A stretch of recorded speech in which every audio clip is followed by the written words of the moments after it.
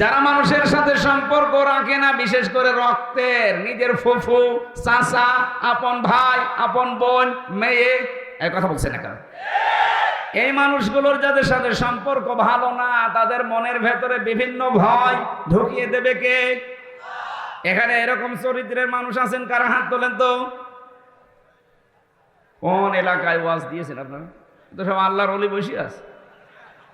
আমার মনে হয় এলাকায় আগামী বছর আর ওয়াজ দেবেন না, আগামী বছর গান দেবেন। এই ভালো মানুষের সামনে ওয়াজ করে লাভ আছে? সত্যি কি এলাকায় এই হাদিসটা মাইনে নেওয়ার মতো মানুষ নেই?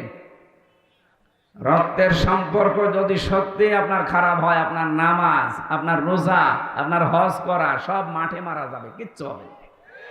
কারণ আল্লাহ বলেন আমি সম্পর্ক কাট করে দেব ওর সাথে। তা আপনি কার কাছে সব পাঠাবেন বলেন? আমি সহ যারা আছে এটা আজকে থেকে মেনে নেওয়া যাবে না। আমার একটা বোন, আমার তো ভাই নেই, আমার ফুফু আছে কয়েকটা, চাচা আছে কয়েকটা। হ্যাঁ, সম্পর্ক নষ্ট করা যায় যদি আল্লাহর বিধান সামনে এসে যায়। দেখা যাচ্ছে না উনি আল্লাহর বিধানের বাইরে, ওই রকম চাচা, ওই রকম ফুফু, ওই রকম বোন না, ওরকম বাবা হলেও বাবাকে আর মানা যাবে না। এটা আমি বানালাম।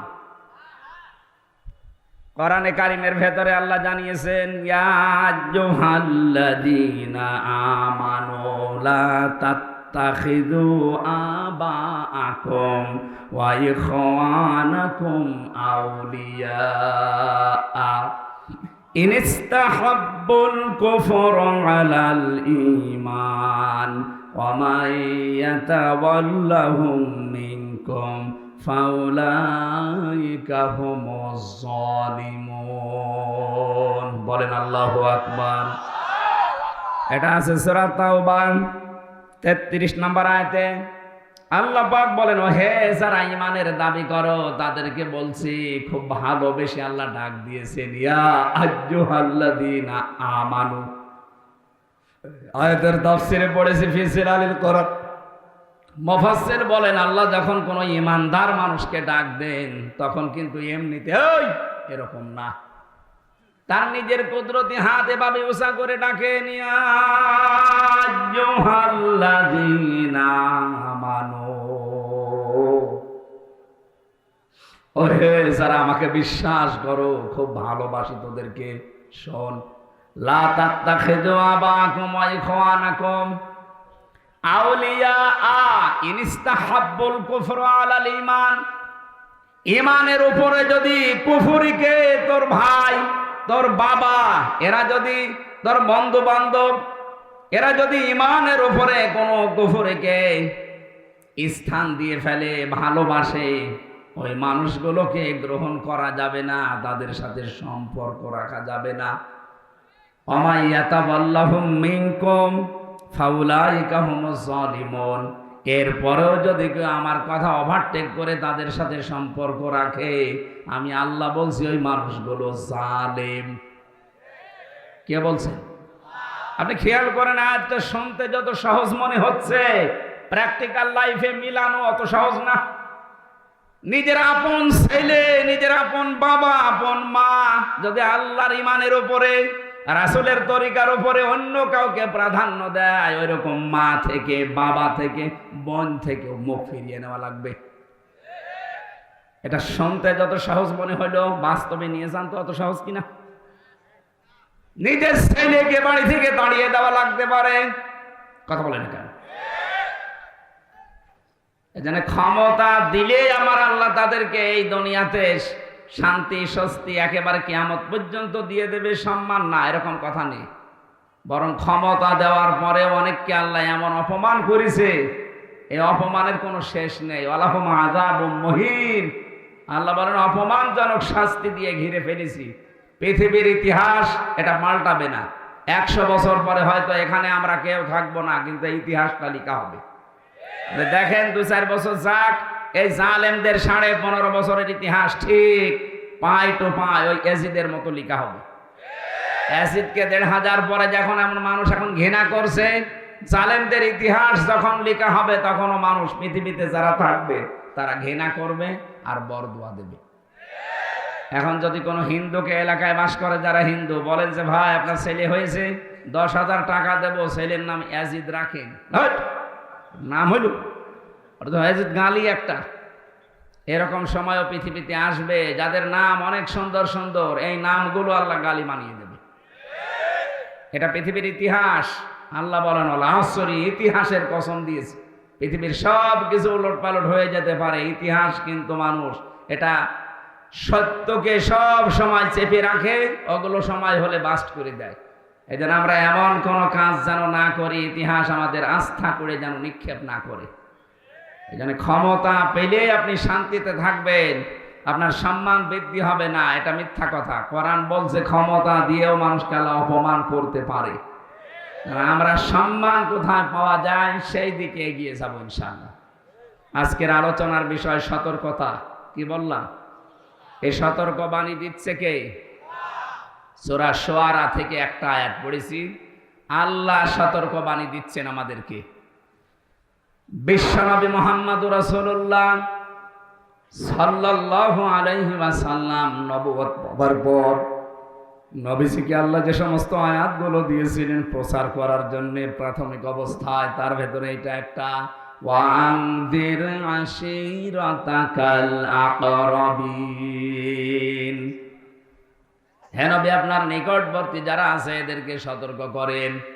এই আয়াত থেকে প্রমাণ হয় কোন মানুষ যদি দাওয়াতি কাজ আরম্ভ করতে চায় তাকে নিকটবর্তী থেকে শুরু করা লাগবে। আমার সব চাইতে নিকটে থাকে আমার স্ত্রী, আমার সন্তান, আমার বন্ধু, আমার মা বাবা। কথা বলেন না কেন? এই জন্য আমরা যদি দাওয়াতি কাজ আরম্ভ করি আমাদের নিজেদের বাড়ি থেকে শুরু করা লাগবে। আমি এখান থেকে চলে যাচ্ছি আমেরিকা, অথচ আমার বউ নামাজ পড়ে না, আমার ছেলে এখনো ডাল খাওয়া ছাড়েনি, এখনো বাবা অভ্যস্ত।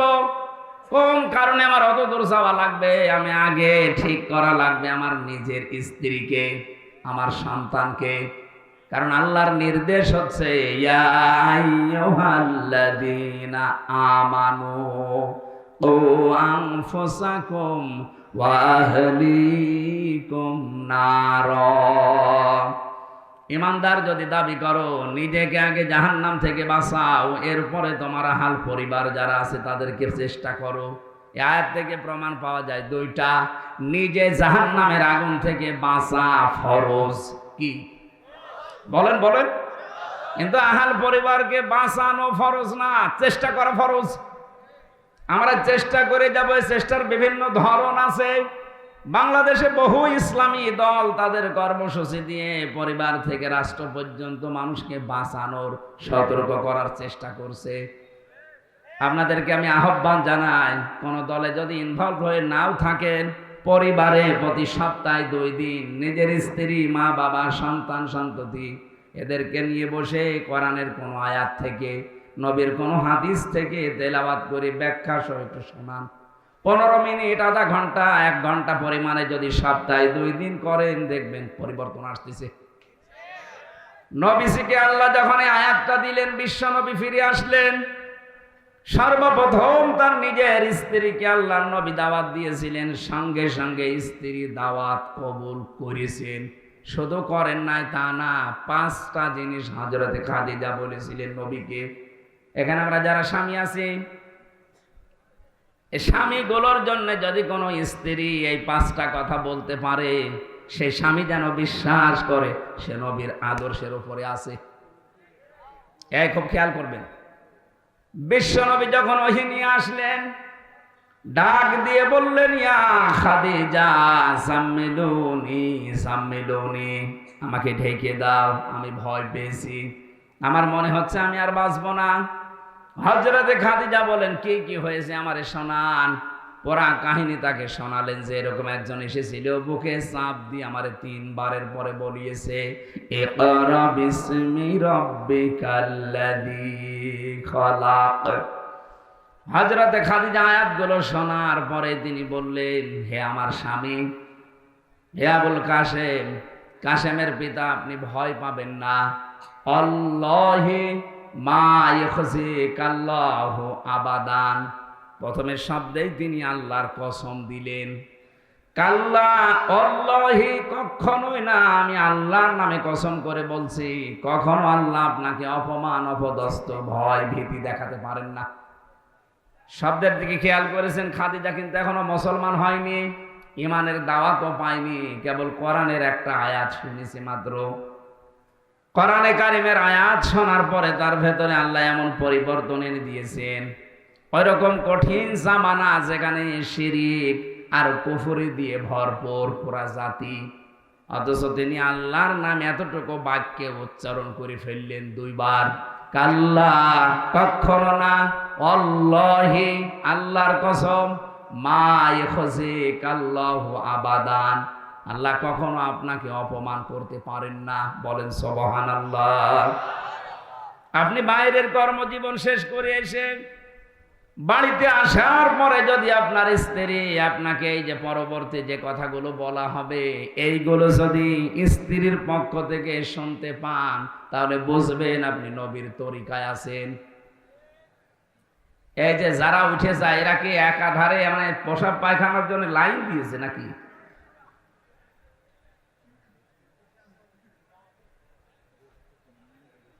আমি শেষ করে দেব না? একটু ওঠাউঠি করলে সমস্যা হয়। ওঠা যাবে না ভাই, আপনার একটু কষ্ট হলেও একটু সময় থাকে। কালকের পরের দিন এখানে আপনি যতই মাইকিং করেন, এ মানুষ পাবে না। সুতরাং পরিবেশ যদি আপনার কারণে নষ্ট হয়, খুব বেশি প্রয়োজন না হলে উঠবেন না। দেখা যাচ্ছে একেবারে আপনার কাজ শেষ, তখন উঠে চলে যাবে। আর আমার মনে হয় যুবক মানুষ না ওঠায় ভালো। হ্যাঁ, যুবক মানুষও যদি 1-1.5 ঘন্টা বসে থাকতে না পারে, তো ও বিয়ে দিলে ওর বউ টেকবে? শেষে তো বদনাম হয়ে যাবে নওগাঁ জেলা। আর এই জেলায় কিন্তু আর কেউ মেয়ে বিয়ে দেবে না, কারণ এখানে বহু মেয়ের বাপ বসে আছে। কথা বলে না কেন? উনি শুধু ওয়াজ শুনতে আসে না, উনি মেয়ে জামাই খুঁজতেও এসেছে। এই জন্য আপনি যেন এরকম ভুল করেন না, শেষে যে দেখবে যে তো না। নওগাঁবাসী এবার নিজের সাথে মিলাবেন হাদিসটা। খাদিজাতুল কুবরা রাদিয়াল্লাহু তাআলা আনহা তিনি বলেছিলেন, হে আমার স্বামী, ইন্নাকা লা তাসিলুর রিহমা, আপনি তো রক্তের সম্পর্ক ঠিক রাখেন, আপনি তো রক্তের সম্পর্ক নষ্ট করেন না। তাহলে আল্লাহ আপনাকে ভয় দেখাবে কোন কারণে? কোন জিন, ভূত, পরী যাই ভয় দেখায় মানুষদেরকে, কোনো কিছু আপনাকে ভয় দেখাতে পারে না, আমি বিশ্বাস করি। কারণ আপনি এই 15 বছর সংসারে আমি দেখলাম কোনোদিন রক্তের সম্পর্ক ছিন্ন করেননি। বাংলার মানুষেরা, এই পৃথিবীতে যারা রক্তের সম্পর্ক ছিন্ন করে না, যারা ঠিক রাখে, তাদের ভেতর থেকে আল্লাহ সব রকমের ভয় দূর করে দেয়। অথচ এখানে বহু হাসি বসে আছে, নিজের ভাইয়ের সাথে আজ 3 বছর কথা বলে না। কথা বলে না কেন? কারণ কি? ওই 1 বিঘত জায়গা নিয়ে মারামারি ছিল। দুনিয়ার এই কোনো বিষয় নিয়ে কেউ যদি দুনিয়ার কোনো মানুষের সাথে, বিশেষ করে যাদের সাথে রক্তের সম্পর্ক আছে, এরকম কোনো মানুষের সাথে যদি আপনি সম্পর্ক নষ্ট করে দেন দুনিয়ার কোনো স্বার্থের কারণে, কোরআনে হাদিসে যা পাওয়া যায়, এরকম যদি 3 দিন কেটে যায়, কথাবার্তারা যদি আপনি ফিরে আসতে না পারেন, আপনি মারা গেলে বেঈমান হয়ে মরবেন, ঈমান পাবেন না। অথচ দেশে বহু মানুষ 3 দিন না 30 বছর ভাইয়ের সাথে কথা বলে না। আমি কুষ্টিয়াতে 10 সালে যে ওসি সাহেবকে পড়াতাম, যখন আমাকে গ্রেফতার করেছিল ওর পরের বছর, উনি আমারে বলতো মাঝে মাঝে যে আমার জীবনে বড় আফসোস, আমার দুঃখ, আমার নিজের আপন ভাই আমার সাথে আজ প্রায় 7 বছর কথা বলে না। কারণ কি? কারণটা হচ্ছে যে জমি ভাগ করার সময় মাত্র 1 বিঘত না 1 হাত জমি যেন একটু বেঁধে গিয়েছিল এই নিয়ে। অথচ এই ভাইটার জন্য ছোটবেলায় মাথার ঘাম পায়ে ফেলে কত কষ্ট করে কোলে কাঁখে পিঠে নিয়ে মানুষ করেছে। ওই কথাগুলো একটু মনে পড়ে না আপনার? আপনার স্ত্রীর কান পড়ার কারণে আপনার ভাইয়ের সাথে আপনার রক্তের সম্পর্ক আপনি নষ্ট করে ফেলেছেন। আপনি বিশ্বাস করে নিতে পারেন, বিভিন্ন ভয় আপনার মনে আল্লাহ ঢুকিয়ে দেবে। আমি কথা বোঝাতে পেরেছি? আল্লাহ যখন সব সৃষ্টি করা শেষ, তখন এই যে রেহেম বলা হয়, যেটা রক্তের সম্পর্ক, এইটা আল্লাহর কুদরতি যে মাজা আছে এটা চেপে ধরলেন, ডাক দিয়ে বলেন, রব্বুল আলামিন তুমি তো সবার জন্য সব করলে, তা আমার ব্যাপারে তুমি তো কিছু বললে না, আমার ব্যাপারে কিছু বলবা তো। আল্লাহ বলেন, তোমার ব্যাপারে আমার কথা হচ্ছে, দুনিয়া যারা সম্পর্ক তোমার সাথে রাখবে আমি তাদের সাথে আছি, যারা তোমার সাথে সম্পর্ক রাখবে না আমি আল্লাহ তাদের সাথে নেই। আপনি দেখেছেন বিষয়টা কত গভীর। যারা মানুষের সাথে সম্পর্ক রাখে না, বিশেষ করে রক্তের, নিজের ফুফু, চাচা, আপন ভাই, আপন বোন, মেয়ে, এই কথা বলছে না কেন? এই মানুষগুলোর যাদের সাথে সম্পর্ক ভালো না, তাদের মনের ভেতরে বিভিন্ন ভয় ঢুকিয়ে দেবে কে? এখানে এরকম চরিত্রের মানুষ আছেন কারা? হাত তোলেন তো। কোন এলাকায় ওয়াজ দিয়েছেন আপনারা? তো সব আল্লাহর ওলি বসে আছে। আমার মনে হয় এলাকায় আগামী বছর আর ওয়াজ দেবেন না, আগামী বছর গান দেবেন। এই ভালো মানুষের সামনে ওয়াজ করে লাভ আছে? সত্যি কি এলাকায় এই হাদিসটা মাইনে নেওয়ার মতো মানুষ নেই? রক্তের সম্পর্ক যদি সত্যি আপনার খারাপ হয়, আপনার নামাজ, আপনার রোজা, আপনার হজ করা সব মাঠে মারা যাবে, কিচ্ছু হবে না। কারণ আল্লাহ বলেন আমি সম্পর্ক কাট করে দেব ওর সাথে। তাই আপনি কার কাছে সওয়াব পাঠাবেন বলেন? আমি সহ যারা আছে এটা আজকে থেকে মেনে নেওয়া যাবে না। আমার একটা বোন, আমার তো ভাই নেই, আমার ফুফু আছে কয়েকটা, চাচা আছে কয়েকটা। হ্যাঁ, সম্পর্ক নষ্ট করা যায় যদি আল্লাহর বিধান সামনে এসে যায়, দেখা যাচ্ছে না উনি আল্লাহর বিধানের বাইরে, ওই রকম চাচা, ওই রকম ফুফু, ওই রকম বোন না, ওরকম বাবা হলেও বাবাকে আর মানা যাবে না। এটা আমি বানালাম। কোরআনে কারিমের ভেতরে আল্লাহ জানিয়েছেন, ইয়া আইয়ুহাল্লাযীনা আমানু লা তাত্তাখিযু আবাআকুম ওয়া ইখওয়ানাকুম আউলিয়া ইন ইসতাহাব্বুল কুফরা আলাল ঈমান ওয়া মান ইয়াতাওয়াল্লাহুম মিনকুম ফাউলাইকা হুমুজ জালিমুন। বলেন আল্লাহু আকবার। এটা আছে সূরা তাওবা 33 নম্বর আয়াতে। আল্লাহ পাক বলেন, ও হে যারা ঈমানের দাবি করো তাদেরকে বলছি, খুব ভালোবেসে আল্লাহ ডাক দিয়েছেন, ইয়া আইয়ুহাল্লাযীনা আমানু। আয়াতের তাফসীরে পড়েছি ফি সিলালিল কোরআন। মুফাসসির বলেন, আল্লাহ যখন কোনো ঈমানদার মানুষকে ডাক দেন তখন কিন্তু এমনিতে ওই এরকম না, তার নিজের কুদরতি হাত এভাবে উঁচা করে ডাকেন, ইয়া আইয়ুহাল্লাযীনা আমানু। ওরে যারা আমাকে বিশ্বাস করো, খুব ভালোবাসি তোদেরকে, শোন, লা তাত্তাখিযু আবাকুম ওয়া ইখওয়ানাকুম আউলিয়া ইন ইসতাহাব্বুল কুফরা আলাল ঈমান। ঈমানের উপরে যদি কুফরিকে, তোর ভাই, তোর বাবা, এরা যদি, তোর বন্ধু বান্ধব, এরা যদি ঈমানের উপরে কোনো কুফরিকে স্থান দিয়ে ফেলে, ভালোবাসে, ওই মানুষগুলোকে গ্রহণ করা যাবে না, তাদের সাথে সম্পর্ক রাখা যাবে না। ওয়া মান ইয়াতাওয়াল্লাহুম মিনকুম ফাউলাইকা হুমুজ জালিমুন। এরপরেও যদি কেউ আমার কথা ওভারটেক করে তাদের সাথে সম্পর্ক রাখে, আমি আল্লাহ বলছি ওই মানুষগুলো জালেম। কে বলছেন? আপনি খেয়াল করেন, আয়াতটা শুনতে যত সহজ মনে হচ্ছে, প্র্যাকটিক্যাল লাইফে মিলানো অত সহজ না। নিজের আপন ছেলে, নিজের আপন বাবা, আপন মা যদি আল্লাহর ঈমানের উপরে, রাসূলের তরিকার উপরে অন্য কাউকে প্রাধান্য দেয়, ওই রকম মা থেকে, বাবা থেকে, বোন থেকে মুখ ফিরিয়ে নেওয়া লাগবে। এটা শুনতে যত সহজ মনে হলো, বাস্তবে নিয়ে যান তো অত সহজ কিনা।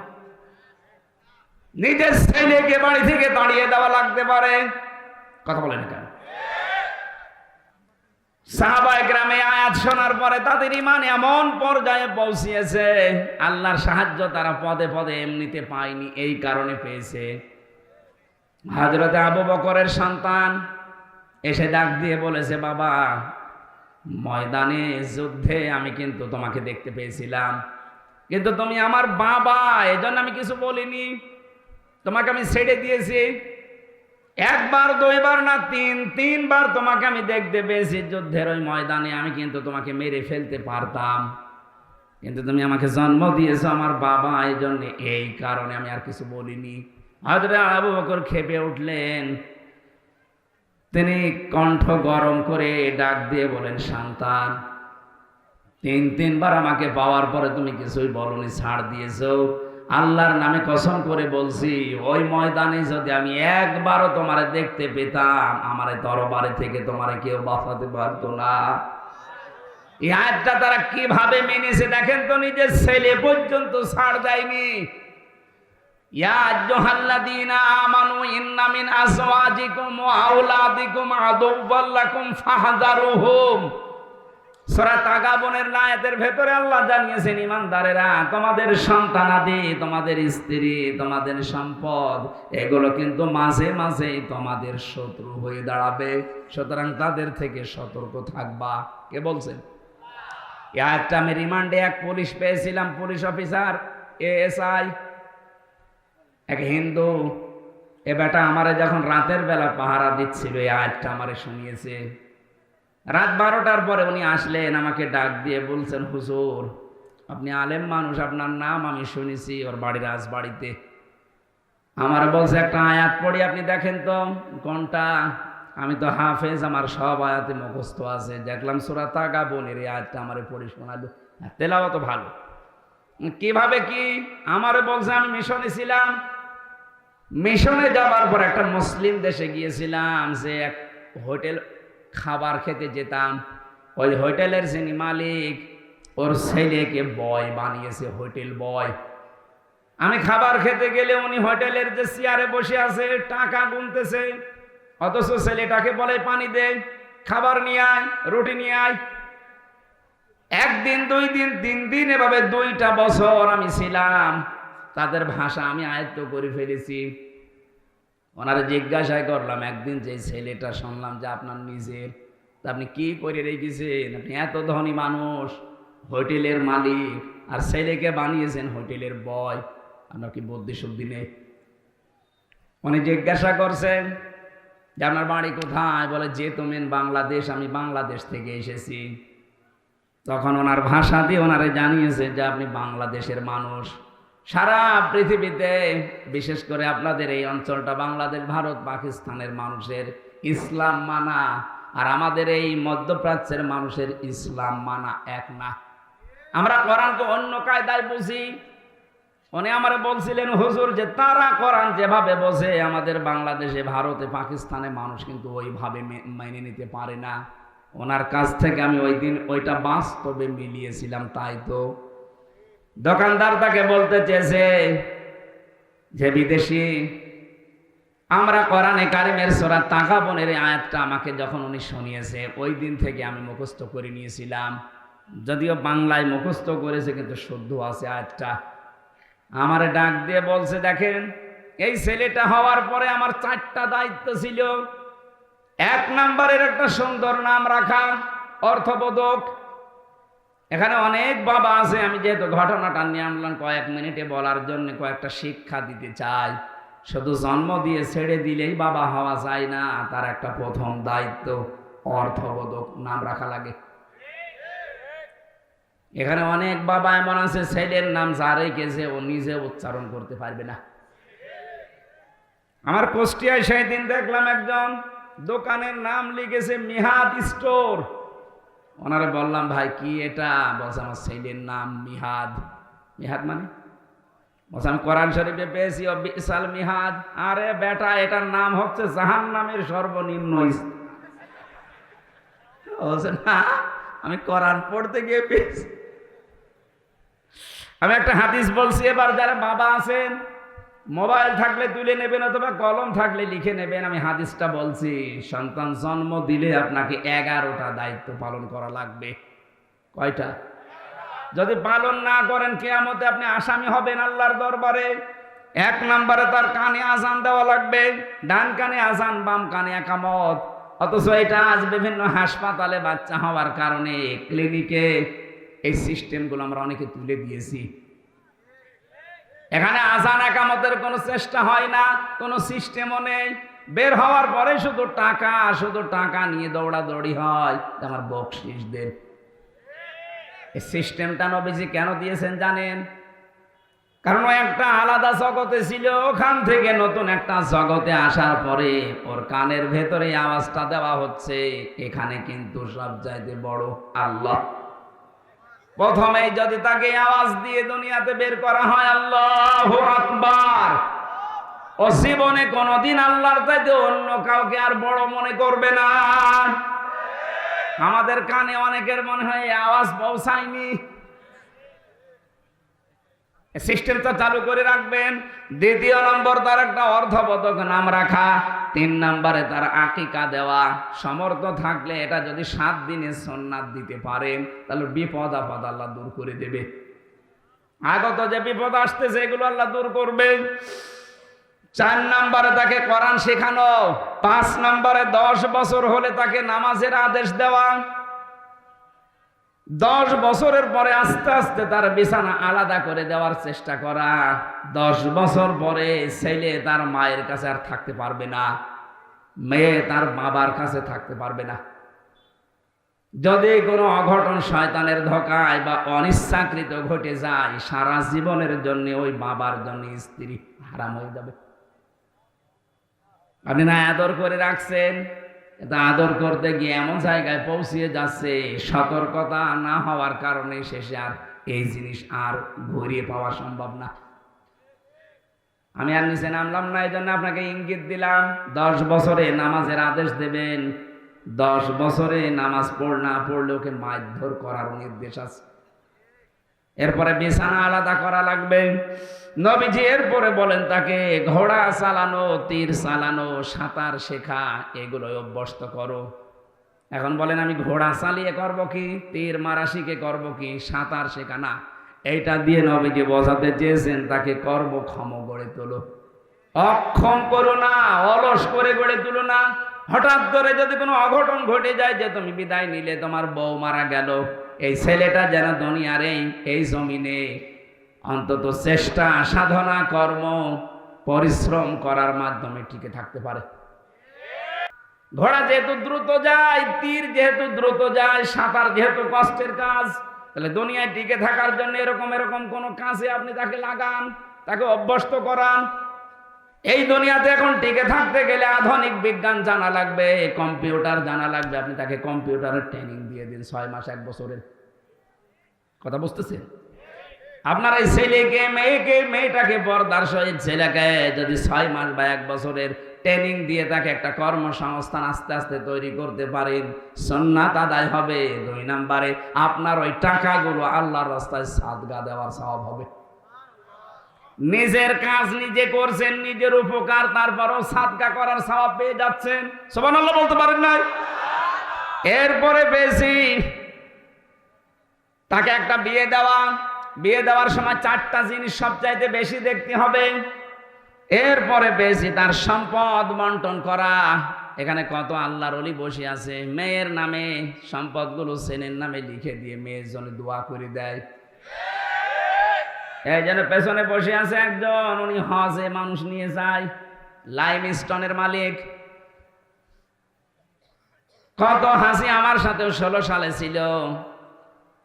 ছেলের নামে ভালো ভালো সম্পদগুলো সব লিখে দিয়েছে, আর মেয়েকে আসার সময় বলছে মা তোর জন্য আমি দোয়া করে দেব। এটা একটা নির্ভেজাল শয়তান। আরে বেটা তুই তো দোয়া করবি, ওকে ফাঁকি দিচ্ছি কেন? আগে ওর জমি ফেরত দে, এরপরে দোয়া কর। কারণ জমি ফেরত দেওয়া লাগবে, নির্দেশ হামজার। বলেন কার?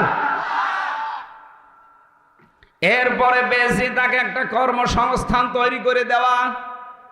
এই লোকটা বলছিল, ও বিদেশি, আমার এই সন্তানটা হওয়ার পরে আমি তাকে সুন্দর একটা অর্থবোধক নাম রেখে দিয়েছি, আব্দুর রহমান। কারণ পৃথিবীতে 2টা নাম আল্লাহর কাছে প্রিয়, একটা আব্দুল্লাহ আর একটা আব্দুর রহমান। নাম রেখে শেষ করিনি ওকে। আমি দিন শেখানোর জন্য চেষ্টা চালিয়েছিলাম, কিন্তু দুষ্টু আর পড়ে নাই, যতটুকু জানা দরকার ততটুকু জেনেও আর বড় ডিগ্রি নিতে পারে নাই। 3 নাম্বারে আমি ওর একটা বিয়ে দিয়েছি সৎ পাত্রী দেখে। 4 নাম্বারে আমার দায়িত্ব ছিল ওরে আমি একটা কর্মসংস্থান তৈরি করে দেব হালাল। এখন ওর যেহেতু লেখাপড়ার দৌড় কম, ও তো আর ওই পর্যায়ে যেতে পারবে না। আর আমার যা টাকা পয়সা আছে এই টাকা পয়সা দিয়ে আমি ঘোষ ঘাস দিয়ে কোন চেয়ারে ওরে বসিয়ে দেব অবৈধভাবে, এটা আমার ইমানে মানে না। আচ্ছা, বাংলাদেশের সব বাবা সব বড় ভাই যদি এই হাদিসটা মেনে চলতাম যে ওর যা যোগ্যতা ও ওই পর্যন্ত যাক, আমি 35 লাখ টাকা দিয়ে ওরে এমন চেয়ারে বসাবো ও চেয়ারটাই নষ্ট করে ফেলবে, এই দেশে আমার মনে হয় কোনো দুর্নীতি আর হতো না। আর আমরা এইটাই চাচ্ছি, যার যেখানে যোগ্যতা আছে আপনি তাকে ওই জায়গায় দেন।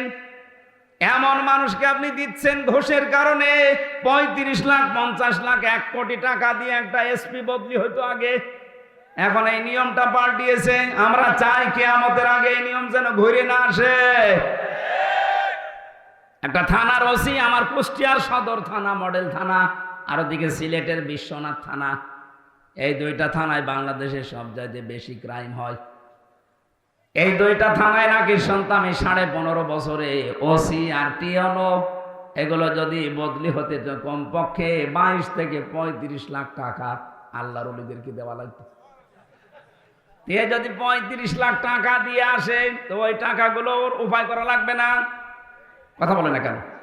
আর উপায় করতে হলেও 10 বছর যদি ওই থানায় ওসি থাকে জীবনে ওই টাকা তুলতে পারবে না বেতন দিয়ে, শেষে অবৈধ পথে পা বাড়ানো লাগে।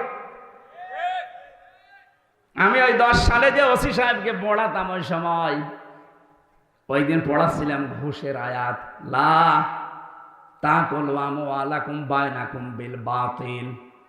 হঠাৎ করে দেখে একজন 10 লক্ষ টাকার বান্ডিল নিয়ে এসেছে, ওনারে দিয়ে বলছে, স্যার আমার এটা নিন আর ওই মালটা ছেড়ে দিন। আমার দিকে তাকিয়ে বলছে, হুজুর নেবেন মানে? আপনার আমি পড়ালাম কি?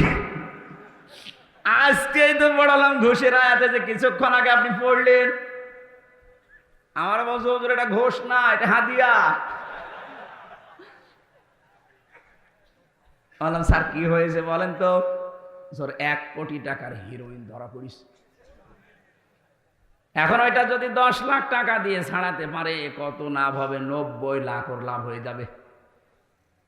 আমি বললাম, এ হাদিয়া কি সরকার আপনাকে এই 15.5 বছর দিচ্ছে না?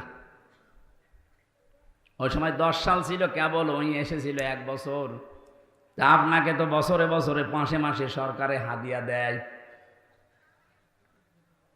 বলেন তো, ওনার যে হাদিয়া, ওই হাদিয়া নিয়ে যদি কুষ্টিয়ার সদর থানায় মডেল থানায় টিকে থাকা লাগে, 2 বছরের জন্য হয়তো উনি এসেছে, 2 বছর না 10 বছর চাকরি করলো ওই টাকা উঠবে না।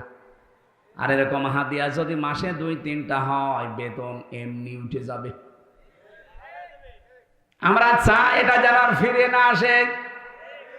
আমিরে জামাত ডক্টর শফিকুর রহমান ঘোষণা দিয়েছেন, এই দেশে এমন পরিবেশ আমরা কায়েম করতে চাই, ঘুষ চাইলেই হাত ভেঙে দেওয়া হবে।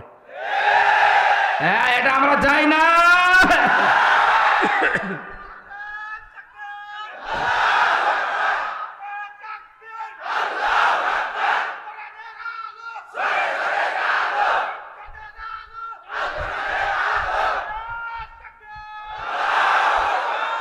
আলহামদুলিল্লাহ ভাই, এমন একটা সুন্দর দেশই আমরা সামনে দেখতে চাচ্ছি, যে এই দেশে অন্তত ঘুষ থাকবে না। এটা যে কত বড় মারাত্মক কাজ। আমি ধরা পড়ার পরে আমার বাবার কাছ থেকে বলছে 10 লাখ টাকা দেন। মনে আছে আমার বাবার কাছে টাকা পাই, সেই টাকা আমি আরেকজন নিয়ে এসেছি, আবার পাঠিয়েছে 2 জনকে।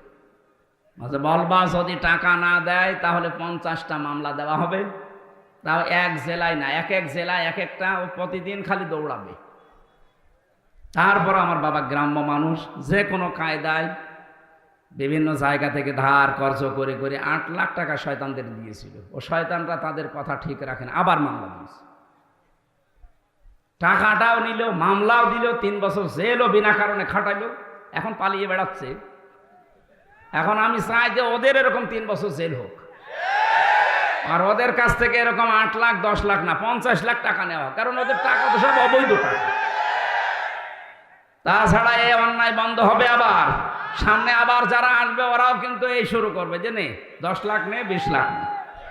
এই জন্যই তো আমিরে জামাত এই ঘোষণা দিয়েছেন যে এই দেশে এমন পরিবেশ তৈরি করতে চাই, ঘুষ চাইলেই যেন হাত ভেঙে দেওয়া। দোকানদার বলছে ভাই আমার ছেলেটার যে যোগ্যতা ওই যোগ্যতা অনুযায়ী কোনো চেয়ারে ওকে বসানো সম্ভব না, এই জন্য আমার প্রতিষ্ঠানে হালাল কর্মজীবনে ওরে আমি লাগিয়ে দিয়েছি। ও সেই কয় টাকা বেতন পায় ওই নিয়ে ও আর ওর বউ চলতে পারে, অন্তত অবৈধ কোনো কাজ করে আমার বদনাম হবে, আমার আমল নামায় পাপের বোঝা ভারী হবে। আমি এইটা চাই না, কারণ এরা আমাদের শত্রু। এমন কোনো কাজ আমি করব না যে ওর জন্য আমার আবার জবাব দেওয়া লাগবে কিয়ামতে। আমরা যদি দেশের মানুষগুলো আজ এইভাবে বুঝতাম আয়াত আর এভাবে মানতাম, এদেশ থেকে এমনি আস্তে আস্তে দুর্নীতি দূর হয়ে যেত। কার জন্য আপনি এই করে যাচ্ছেন? কোরআনে কারীম বারবার সতর্ক করছে, আমাল হায়াতুদ দুনিয়া ইল্লা মাতাউল গুরুর। ও নওগাঁবাসী, আল্লাহ কিন্তু এই কথাটা বারবার কোরআনে দিয়েছেন। পৃথিবীর মানুষেরা, তোমার সন্তান, তোমার সম্পদ, স্ত্রী, মা বাবা, এমনকি দুনিয়ায় যত মানুষ আছে সব কিন্তু ধোঁকা। আপনার স্ত্রী আপনার জন্য ধোঁকা। আপনি কামাই করা বন্ধ করে দেখেন তো তার মন পান কিনা। আপনার মা বাবা আপনার জন্য ধোঁকা। যতই ভালোবাসো কেন, যতই জন্ম দিক, কামাই করা বন্ধ করে দেন তো। আপনার মা আপনার বাবা বিদেশে আপনাকে পাঠিয়ে ভাবে যে আমার টাকা কামাই করা মেশিন। আপনি অসুস্থ হয়ে মরে যান, পড়ে আসেন, 2-4 দিন কান্নাকাটি করবে, এরপর আপনাকেও ভুলে যাবে। কারণ পৃথিবীর নিয়মটা আল্লাহ এভাবে বানিয়েছে। কার জন্য আপনি কি করে অবৈধ ইনকাম করে কি করবেন বলেন? এটা হাজী সেলিমের দিকে তাকান, ঢাকার অর্ধেক নাকি তার, অথচ এখন জেলখানায় পড়ে আছে আমাদের মতো। সেদিন আমার মামলার হাসিরা ছিল, এসেছিল কোর্টে, শিশুর মতো হাউমাউ করে কাঁদছে, তো কথা বলতে পারে না, নৌকা বলতে গেলে হৌকা বলে ফেলে, কথা ভালো বলতে পারে না, জড়িয়ে যায়। অথচ ঢাকার অর্ধেক শেষ, বৈধ হোক অবৈধ হোক ও সব করে নিয়েছে। কি হয়ে গেল এখন?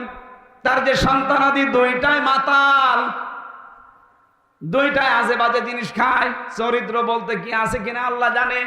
তার ওই যে চরিত্র, এখন যদি যে মামলাগুলো দেখতে পাচ্ছি, গত মার্ডার মামলার আসামি সে, যদি ফাঁসি হয়ে যায় তো গেল, আর যদি জেল হয় যাবজ্জীবন 30 বছর জেল খাটা লাগবে। কি হইল তার সম্পদ? তার যে প্রভাব প্রতিপত্তি, পুরান ঢাকার সবই তার। কি হয়েছে? কিচ্ছু হয়নি। আপনার ওই কষ্ট কি আপনার বউ, আপনার ওই ছেলে, ওই মেয়ে যে ভাগ নেবে?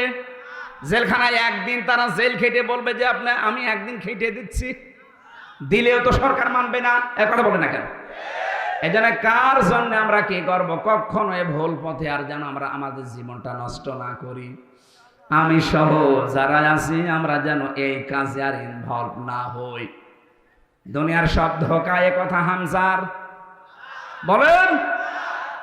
নবীজিকে আল্লাহ পাক এই আয়াত নাজিল করে জানালেন যে বলেন, সতর্ক করেন ওদেরকে, পৃথিবীর এই ধোঁকায় পড়ে যেন ওরা আসল জীবন ভুলে না যায়। নবীজি আয়াতটা পাওয়ার পরে এসে ফাতেমাকে ডেকেছিলেন, ফাতেমা উলমা কুনতু বিদআম মিনার রাসূলি ওয়া আদরি মা ইয়াফআলু বি ওয়ালা বিকুম। হে ফাতেমা, আমি কিন্তু নতুন নবী রাসূল না, আমার আগে বহু নবী রাসূল দুনিয়ায় ছিল, আর সিস্টেমই এইটা। দুনিয়ায় মানুষ আসবে চলে যাবে, আসবে চলে যাবে। আসল কাজ হচ্ছে দুনিয়ার এই ছোট্ট জীবনে আখিরাতের পুঁজি তৈরি করে কে কতটুকু নিয়ে যেতে পারে। আল্লাহর নবী জানিয়েছেন, আল কাইয়্যিসু মান দানা নাফসাহু ওয়া আমিলা লিমা বাদাল মাউতি। ওই লোকটাই আল্লাহর ভাষায় বুদ্ধিমান। এই পৃথিবীতে যেই লোকটা নিজে আখিরাতের জন্য কাজ করে আর আল্লাহর উপরে ভরসা করে। আল আজিজু মান তাবা নাফসাহু হাওয়াহা তামান্না আলাল্লাহ। ওই লোকটা বড় নির্বোধ, বড় পাগল, আখিরাতের কোনো কাজ কারবার তার নেই, আন্দাজে ভরসা করে আছে আল্লাহ আমারে মাফ করে দেবে। সুতরাং আমরা এরকম কোন পাগলামি আর করতে চাই না। সতর্কবাণী যখন এসেছে আমরা সতর্ক হব। অন্তত এই হিন্দু অফিসার যেটা বোঝাতে চেয়েছিল, আমি ওই দিন অন্তত বুঝে ফেলেছি যে পৃথিবীর সব ধোঁকা। 3টা বছর আমি জেল খাটলাম, আমার মা বাবা, আমার স্ত্রী, সন্তানাদি কেউ আমার এই কষ্টের ভাগ নেয়নি। কি বাইরে থেকে হয়তো তারা কান্নাকাটি করেছে এতটুকুই, কিন্তু আমার উপর যে ঝড় বয়ে গেছে ফাঁসির কন্টেম সেলের ভেতরে, রিমান্ডে আমার 11 ঘন্টা টাঙিয়েছে। এই যে কষ্টগুলো কেউ নেয়নি। আর যে খাবার দিত, কুকুরেও খাবে না, পচা ছোলা দিত সকালে, দুপুর বেলা খাবার দিয়েছে, মনে হচ্ছে কেউ মাখিয়ে দিয়েছে, খেলে খান, না খেলে ওইভাবে থাকেন। রিমান্ডে যতদিন ছিলাম ঠিক এইভাবে ওরা কষ্ট দিয়েছে। একটা কষ্টের ভাগ 1 সেকেন্ড আমার বউ নিয়েছে, আমার মেয়ে নিয়েছে, মা বাবা যত ভালোবাসক নিয়েছে, কান্নাকাটি করেছে তারা। তা আমি এমন কোন কাজ যেন না করি, আমার এই জন্যে কিয়ামতে আমারে ধরা খাওয়া লাগে। আমি যে কথাটা বোঝাতে চাচ্ছিলাম, বিশ্বনবী ফাতেমাকে ডেকে এইটাই বলেছি যে নিজের কাজ কিন্তু নিজে করা লাগবে, আমার উপরে ভরসা করে লাভ নেই। কিয়ামতে এই প্রশ্ন তোমারে করা হবে না যে তোমার বাবা নবী ছিল, তোমারে মাফ করে দিলাম না।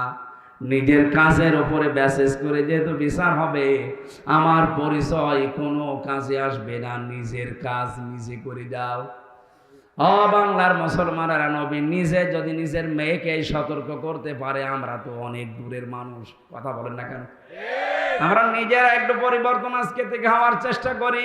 আরে ভাই, এখানে 100 বছর পরে কেউ থাকবেন না, নতুন মানুষ আসবে এখানে, এ জমিন আবার নতুন করে চাষ হবে, আর আমরা সবাই মাটির নিচে। কি হবে? খালি খাচ্ছে, দাচ্ছে, সম্পদ জমা করছে, পায়খানা করছে, কয়েকদিন পরে মরে গেলে শেষ। নবীজির স্ত্রী খাদিজাতুল কুবরা 2 নম্বরে বলেছিলেন, স্বামী আপনি ভয় পাবেন না, কারণ আপনি অতাকসিবুল কাল্লা, এদিকে তাকান, এই শব্দটা গুরুত্বপূর্ণ। অতাকসিবুল কাল্লা, আপনি তো মানুষের বোঝা বহন করেন, সে ঋণের বোঝা হোক, কষ্টের বোঝা হোক, কর্মের বোঝা হোক, মানুষের বোঝা আপনি বহন করে হালকা করে দেন, এই জন্য আপনার ভয় নেই। অথচ বাংলাদেশের দিকে তাকান, কত মানুষ এই দেশে আছে, হাজারো মানুষের বোঝা বহন করা দূরের কথা, হালকা করা দূরের কথা, আরো বোঝা ভারী করে দিয়ে গেল। আপনি নাই পালিয়েছে ভালো আছেন, কিন্তু কত মানুষকে আপনি বোঝা বানিয়ে দিলেন এই দেশের। এই যে যাদের আজ পা নেই, হাত নেই, চোখ নেই, অন্ডকোষ পর্যন্ত অনেকে রুড়ে গেছে, এরা আজ পরিবারের জন্য বোঝা না? বলেন না কেন? লক্ষ কোটি কোটি টাকা মারিং কাটিং করে বিদেশে পাচার করে এই দেশকে একটা বোঝা দিয়ে গেলেন, ঋণের বোঝা। এই দেশে এখন কেউ জন্ম নিলে সে 1 লাখ টাকা ঋণ। এই যে বিশাল বোঝা দিয়ে আপনি খুব আরামে আছেন, তামাম পৃথিবীর ভয় আপনার মনের ভেতরে আল্লাহ ঢুকিয়ে দেবে। এই জন্য আমাদের উচিত হচ্ছে আমরা বোঝা হালকা করব। এই কথা বলেন না কেন? আপনি মন থেকে বলেন তো, আপনি দল করেন আর যাই করেন। এই যে 2780 জন এখন হাসপাতালে, এই 2024-এর আন্দোলনে, জুলাই আগস্টের আন্দোলনে যারা হাত হারিয়েছে, পা হারিয়েছে, চোখ হারিয়েছে, এরা কিন্তু তার পরিবারের কাছে বোঝা না। কোনদিন কিয়ামতের আগে চোখটা ফেরত দিতে পারবেন? বিশাল বোঝা দিয়ে গেলেন তার পরিবারের জন্য, সারা জীবন ওই সন্তানটা তার মা বাবার টানা লাগবে। নবীজির আদর্শ হচ্ছে তিনি বোঝা হালকা করতেন, আর আপনি কি আদর্শ দেখিয়ে গেলেন? নবীজির উম্মত দাবি করে তার বোঝা ভারী করে দিয়ে গেলেন। আল্লাহর মাফ তো দূরের কথা, জনগণ মাফ করবে না। আর যারা এরকম বোঝা তৈরি করে দেয়, তাদের মনের ভেতরে ভয় তৈরি করে কে? আরো জোরে। এই জন্য আমরা সতর্কবাণী উচ্চারণ করছি, আমি সহ যারা এসেছি, আমরা যেন সতর্ক হয়ে জীবনযাপন করি। আমাদের এইটাই টার্গেট, শেষ না, আখেরাত আমাদের আসল টার্গেট। ওইটা যেন আমরা নষ্ট করে না ফেলি। আল্লাহ আমাকে সব প্রত্যেককে তুমি আয়াত মেনে চলার তৌফিক দাও, বলেন আমিন। আমাদের প্রত্যেকেরই কম বেশি পরিবার আছে। পারিবারিক জীবনে মানুষের যে দাম্পত্য কলহ চলে স্বামী স্ত্রীর ভেতরে, কাদের কারণে পিন মারে, কাটি দেয়, এই যে উলট পালট কথা লাগায়, যাদের কারণে সংসার আজ জাহান্নামী হয়ে যাচ্ছে, তাদের নিয়ে আমি একটা বই লিখেছিলাম যে পারিবারিক জীবনে দাম্পত্য কলহ স্বামী স্ত্রীর ভেতরে কেন তৈরি হয়, কাদের দ্বারা হয়, এটা নিয়ে নিজের মেয়েকে, নিজের বউকে, নিজের ফুফুকে এগুলো পড়াবেন।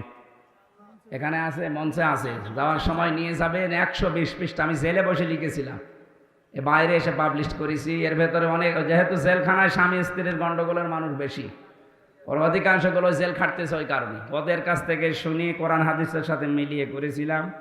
যাওয়ার সময় এটা নিয়ে যান, কাজে লাগবে। আবার সামনে আসলে দেখবো ইনশাআল্লাহ। আল্লাহুম্মা আমিন। লা ইলাহা ইল্লা আনতা সুবহানাকা ইন্নী কুনতু মিনাজ জালিমিন। রব্বুল আলামিন, অসুস্থ শরীর নিয়ে 1 ঘন্টা 20 মিনিটের মতো আমি কথা বলেছি। যতটুকুই কথা বললাম আল্লাহ তুমি মাফ করে দাও। কথায় যদি ভুল ত্রুটি হয়ে থাকে তোমার বান্দা বান্দীদের স্মৃতি থেকে মুছে দাও। আগামীতে এই মাহফিলটা কোরআনের জন্য বিশাল আকারে কবুল করে নাও। তোমার যে বান্দা বান্দীগুলো এই কোরআনের মাহফিলের আয়োজনে ইনভলভ আছে, রব্বুল আলামিন যারা চেষ্টা সাধনা করে সময় দিয়ে অর্থ দিয়ে জান্নাতের বাগান সাজিয়েছে, এদের মা বাবা আত্মীয় স্বজনকে কবরে জান্নাত দিয়ে দাও। মা বোনেরা যারা এসেছেন আল্লাহ তাআলা স্বামী সোহাগিনী বানাও, সংসারে তুমি শান্তি দান করো। আমি সহ যারা এসেছি আল্লাহ আমাদেরকে শেফায়ে কামেলা জেলা দান করো। আগামীকাল এখানে অনুষ্ঠান হবে, শ্রদ্ধাভাজন বড় ভাই মাওলানা তারেক মনোয়ার আসবে। আল্লাহ তার মুখ থেকেই সুন্দর কথাগুলো তুমি বের করে দিও। এলাকায় যত মানুষ আছে ভ্রাতৃত্ববোধ আরো বৃদ্ধি করে দাও। আল্লাহ তাআলা সব ধর্মের মানুষগুলো যেন ঐক্যবদ্ধ হয়ে আমরা দেশে বাস করতে পারি সুযোগ দাও। জালেমদেরকে বিদায় দিয়েছো, জালেমদেরকে আর কিয়ামতের আগে দেশের চেয়ারে তুমি বসিও না। বারাকাল্লাহু লানা ওয়া লাকুম ফিল কুরআনিল আযীম।